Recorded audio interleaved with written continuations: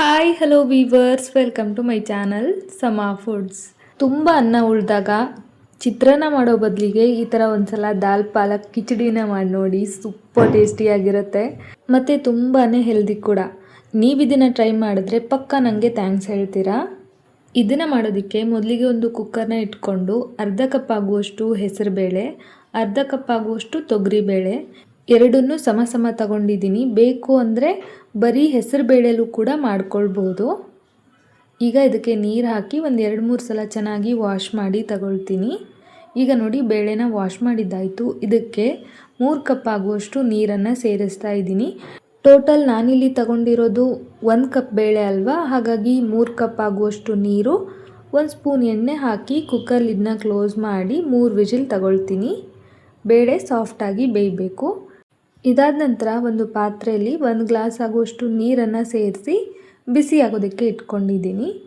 ನಂತರ 1 ಕಟ್ ಆಗುವಷ್ಟು ಪಾಲಕ್ ಸೊಪ್ಪನ್ನು ಚೆನ್ನಾಗಿ ತೊಳೆದು ಕುದಿಯುವಂಥ ನೀರಿಗೆ ಸೇರಿಸಿ ಒಂದೇ ಒಂದು ಕುದಿ ಕುದಿಸ್ಕೋಬೇಕು. ಜಾಸ್ತಿ ಕುದಿಸ್ಬಾರ್ದು. ಜಸ್ಟ್ 1ರಿಂದ 1.5 ನಿಮಿಷ ಕುದಿಸ್ಕೊಂಡ್ರೆ ಸಾಕಾಗುತ್ತೆ. ಇವಾಗ ನೋಡಿ, ಕುದೀತಾ ಇರೋವಂಥ ನೀರಲ್ಲಿ 1-2 ಸಲ ಆ ಕಡೆ ಈ ಕಡೆ ತಿರುಗಿಸಾಕೊಂಡು ಪಾಲಕ್ ಸೊಪ್ಪನ್ನು ಒಂದು ಮಿಕ್ಸಿ ಜಾರಲ್ಲಿ ತೆಗೆದಿಟ್ಕೊಂಡಿದ್ದೀನಿ. ಈ ಪಾಲಕ್ನ ಬೇಯಿಸಿರೋ ನೀರನ್ನು ಚೆಲ್ಲೋದೇನು ಬೇಡ.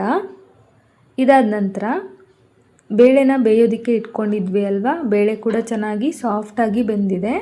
ಬೇಳೆ ಈ ಥರ ಸಾಫ್ಟಾಗಿ ಬೆಂದಿದ್ರೆ ಕಿಚಡಿ ತುಂಬಾ ಟೇಸ್ಟಿಯಾಗಿರುತ್ತೆ. ಲೈಟಾಗಿ ಸ್ವಲ್ಪ ಮ್ಯಾಶ್ ಮಾಡ್ಕೊಳ್ತೀನಿ. ನಂತರ ಇಲ್ಲಿ ರೈಸ್ನ ತಗೊಂಡಿದ್ದೀನಿ. ಒಂದು ದೊಡ್ಡ ಬೌಲ್ ಆಗುವಷ್ಟು ಲೆಫ್ಟ್ ಓವರ್ ರೈಸ್ ಇದೆ, ಅಂದರೆ ರಾತ್ರಿ ಮಾಡಿ ಮಿಕ್ಕಿರೋ ಅಂಥ ಅನ್ನ. ಇದನ್ನು ಸ್ವಲ್ಪ ಬಿಡಿಯಾಗಿ ಬಿಡಿಸಿ ಇಟ್ಕೊಳ್ಬೇಕು. ಯಾವಾಗಲಾದರೂ ಅನ್ನ ಉಳಿದ್ರೆ ಬರೀ ಚಿತ್ರಾನ್ನ ಮಾಡ್ಕೊಂಡು ತಿನ್ನೋಕ್ಕೆ ಬೇಜಾರಾಗುತ್ತೆ, ವೇಸ್ಟ್ ಮಾಡೋಕ್ಕೂ ಮನಸ್ಸೊಪ್ಪಲ್ಲ. ಅಂಥ ಟೈಮಲ್ಲಿ ಈ ಥರ ಮಾಡ್ಕೊಂಡು ತಿಂದರೆ ಸೂಪರಾಗಿರುತ್ತೆ. ಈಗ ಬೇಳೆ ಬೆಂದಿತ್ತಲ್ಲ, ಅದಕ್ಕೆ ಪಾಲಕ್ನ ಬೇಯಿಸಿ ಮಿಕ್ಕಿತ್ತಲ್ಲ ನೀರು, ಅದನ್ನು ಸೇರಿಸಿದ್ದೀನಿ. ಜೊತೆಗೆ ರೈಸ್ನ ಕೂಡ ಸೇರಿಸ್ತಾ ಇದ್ದೀನಿ. ಹಾಗೆಯೇ 1 ಕಪ್ ಆಗುವಷ್ಟು ನೀರನ್ನು ಕೂಡ ಸೇರಿಸ್ತಾ ಇದ್ದೀನಿ. ಇದು ಕಿಚಡಿ ಥರನೇ ಇರಬೇಕು. ತುಂಬ ಗಟ್ಟಿಯಾದರೆ ಚೆನ್ನಾಗಿರೋದಿಲ್ಲ. ಸ್ವಲ್ಪ ಲಿಕ್ವಿಡ್ ಕನ್ಸಿಸ್ಟೆನ್ಸಿಲಿದ್ದರೆ ಬಿಸಿ ಬಿಸಿಯಾಗಿ ತಿನ್ನೋದಕ್ಕೆ ಚೆನ್ನಾಗಿರುತ್ತೆ. ಈಗ ನೋಡಿ, ಮಿಕ್ಸ್ ಮಾಡ್ಕೊಳ್ತಾ ಇದ್ದೀನಿ.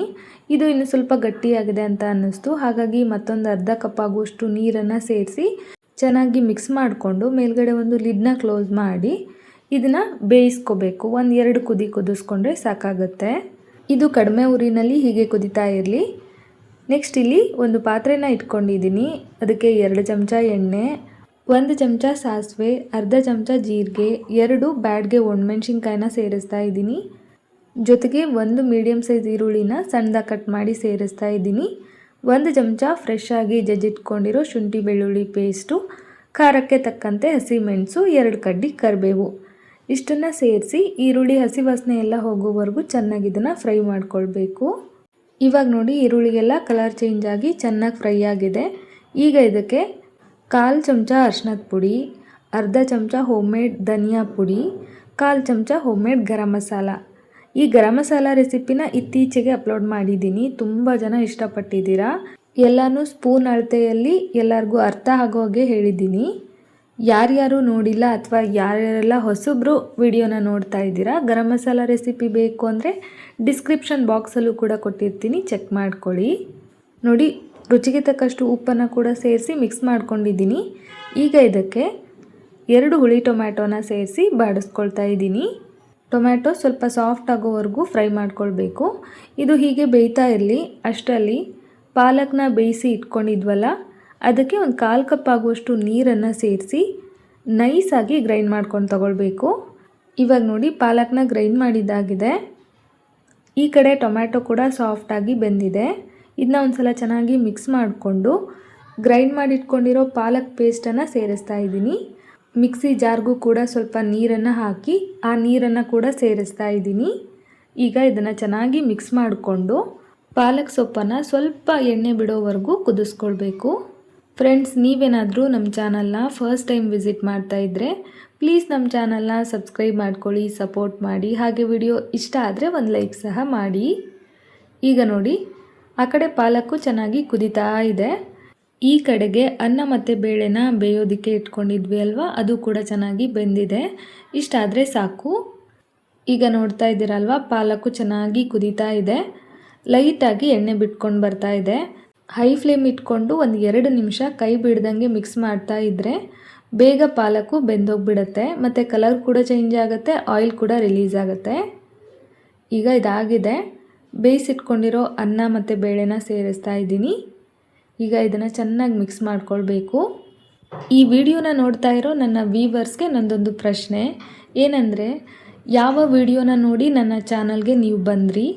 ಯಾವಾಗಿಂದ ನನ್ನ ರೆಸಿಪೀಸ್ನ ನೋಡ್ತಾ ಇದ್ದೀರಾ? ನಾನು ಯಾವ ಥರದ ರೆಸಿಪೀಸ್ನ ಅಪ್ಲೋಡ್ ಮಾಡಿದ್ರೆ ನಿಮಗೆಲ್ಲರಿಗೂ ಇಷ್ಟ ಆಗುತ್ತೆ? ಸಾಧ್ಯ ಆದರೆ ಈ ನನ್ನ ಪ್ರಶ್ನೆಗಳಿಗೆ ಕಮೆಂಟ್ ಮಾಡಿ ಆನ್ಸರ್ ಮಾಡಿ. ನಾನು ವೆಯ್ಟ್ ಮಾಡ್ತಾ ಇರ್ತೀನಿ. ಈಗ ನೋಡಿ, ಕೊನೆಯದಾಗಿ ಕೊತ್ತಂಬರಿ ಸೊಪ್ಪು ಹಾಕಿ ಲೈಟಾಗಿ ಒಂದು ಕುದಿ ಬಂದರೆ ಸಾಕು. ತುಂಬ ಕುದಿಸ್ಕೊಳ್ಳೋ ಅವಶ್ಯಕತೆಯೇ ಇಲ್ಲ. ತುಂಬಾ ರುಚಿಯಾಗಿರೋ ಆರೋಗ್ಯಕರ ಉಳಿದಿರೋ ಅನ್ನದಿಂದ ಮಾಡಿರೋ ದಾಲ್ ಪಾಲಕ್ ಕಿಚಡಿ ರೆಡಿ ಆಯಿತು. ತುಂಬ ಟೇಸ್ಟಿಯಾಗಿರುತ್ತೆ. ಮಿಸ್ ಮಾಡದೆ ಒಂದು ಸಲ ಟ್ರೈ ಮಾಡಿ. ಹೇಗೆ ಬಂತು ಅಂತ ತಿಳಿಸೋದನ್ನು ಮರಿಬೇಡಿ. ಐ ಹೋಪ್ ಇವತ್ತಿನ ಈ ವಿಡಿಯೋ ಇಷ್ಟ ಆಯಿತು ಅಂದ್ಕೊಳ್ತೀನಿ. ಮತ್ತೆ ಸಿಗ್ತೀನಿ. Bye friends, thank you.